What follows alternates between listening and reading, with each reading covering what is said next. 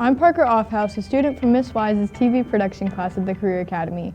Now that the year is finally over, let's take a look back at what happened in 2021. One of the most obvious events in 2021, COVID-19. Even though vaccines were becoming more widely available, COVID did not slow down to let us catch our breath. As of January 4th, there were 56.2 million cases of COVID in the US, with 826,000 deaths and counting. The United States were the first nation to hit 50 million cases and the first nation to hit a 500,000 death toll. Coming into 2022, we may wish for COVID to be over, but if the necessary steps aren't taken, nothing will change. Make sure you get fully vaccinated and stay masked around others. However, 2021 was not always a time for mourning. There have been so many steps in achieving equality, starting with Kamala Harris being confirmed as a Vice President of the United States in January of 2021. This made her the first woman, African American, and South Asian Vice President in the history of the United States. Not the first to be all three, but the first Vice President to be female, the first Vice President to be African American, and the first Vice President to be South Asian. In February of 2021, Pete Buttigieg was nominated as Transportation Secretary, making him the first openly gay man in the U.S. cabinet and also the youngest person to ever serve as Secretary of Transportation. Before becoming Secretary of Transportation, Buttigieg did run for president in 2020, surprising most of the nation by being one of the top-tier candidates in the primary election.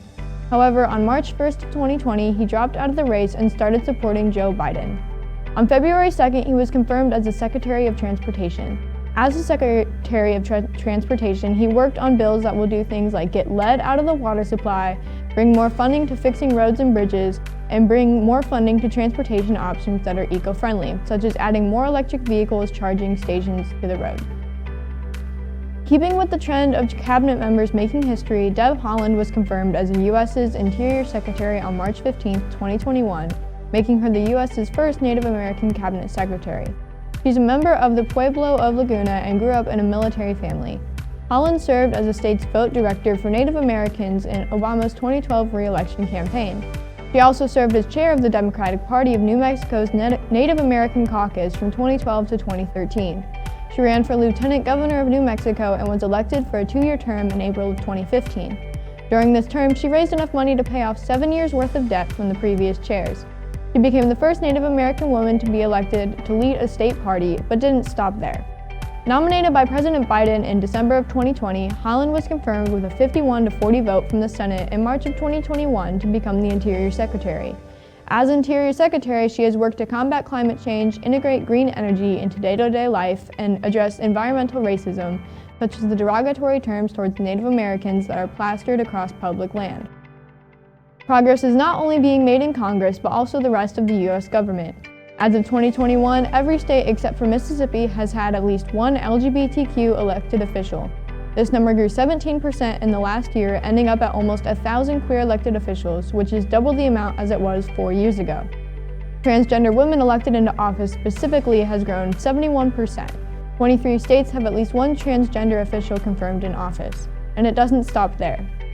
Queer people of color make up about 36% of these officials, making the LGBTQ population of elected officials more ethnically diverse than the overall elected official population.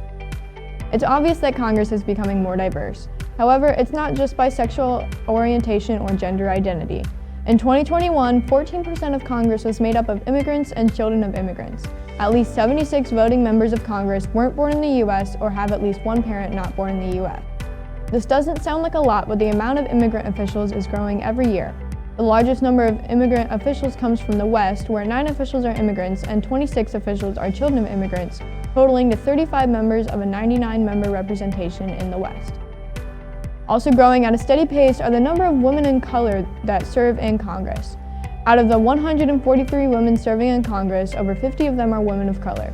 They also constitute 9.2% of the total members of Congress, which is 535 members. The record number of women of color in Congress was set between January 3rd and January 18th of 2021, when there were 52 women of color serving. Women of color serve in every state of the U.S., and their numbers are only growing.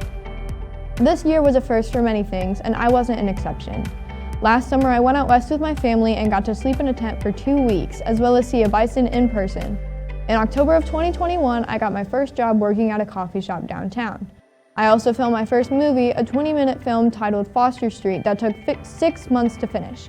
There were a lot of issues at first with scheduling and casting, but when it was finally finished, everyone was glad they were a part of production. Even though 2021 is over, the happy memories you may have from the past year don't have to be. Bring them into the next year with you and create more. I'm Parker Offhouse from the Career Academy, wishing you luck for 2022.